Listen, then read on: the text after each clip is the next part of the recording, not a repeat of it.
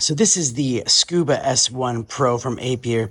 This thing is a beast. If you are looking to clean your in-ground pool, this thing will do it. For one, it's heavy but lightweight, and it's amazing how it works. Power this thing on. You have different modes for just going across the bottom and the wall, just the walls, just the top of the walls, and an auto. You can look in here and you can see like your filter box, where you can clean this thing out after you do it, and then also another filter here. Very simple to use, obviously waterproof, but look at how heavy duty this thing is. It'll climb your walls like it's nothing. You power it right here.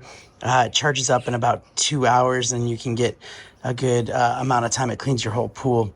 But you can also set it in like a eco mode, where every like 48 hours it'll do 45 minutes of cleaning, and it'll last you about a week. It also comes with the hook that you can hook on your normal pool pole, and then that way you can pick this thing up out of the water, and it's light. Like, it's not as heavy as it looks. The vents are great, but one of my favorite features of all, you turn this thing on, just drop it in the pool, you see it sink, and it immediately starts working, and it is fun to watch. You'll sit there and watch it all day long.